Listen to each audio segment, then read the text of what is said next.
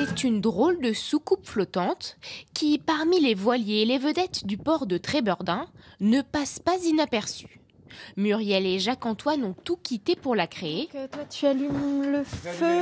Elle travaillait dans la communication, lui dans l'industrie. Au départ, une idée un peu futuriste, sortie tout droit d'un film. C'est une idée à l'origine qui est sortie d'un James Bond, L'espion qui m'aimait. C'était déjà rond, oui, et sur l'eau. C'était déjà comme ça.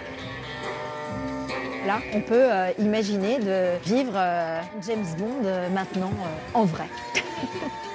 Depuis, le couple a commercialisé son projet et vient passer quelques-uns de ses week-ends ici en famille.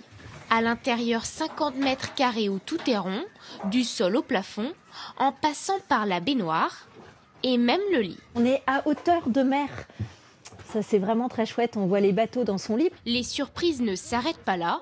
Il suffit de se retourner pour être à nouveau étonné. Si on a envie de venir avec sa canne à pêche, on peut tout à fait pêcher directement dans sa chambre. Tout autour, une vue à 360 degrés et même sous l'eau.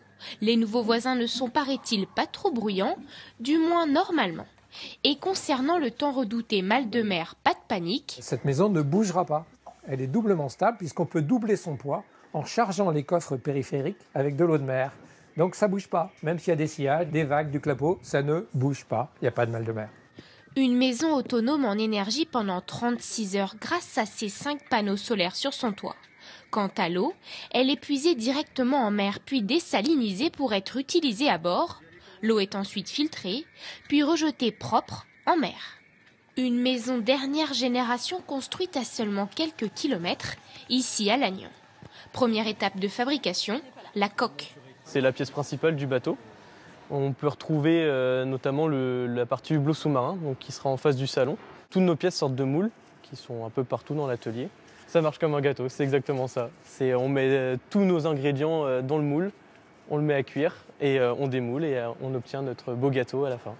Un peu plus loin à l'atelier menuiserie, Patrice et son équipe ont dû s'adapter à une contrainte de taille. La maison est ronde, donc tous les meubles doivent être arrondis. Comme par exemple? Comme le meuble vasque, voilà, qui est complètement arrondi et dont la céramique qui vient dessus sera arrondie aussi. 6 mois sont nécessaires avant de pouvoir être enfin tracté en mer. Pour s'offrir cette maison flottante, il faut tout de même compter 420 000 € hors taxes. Le prix pour vivre les pieds dans l'eau.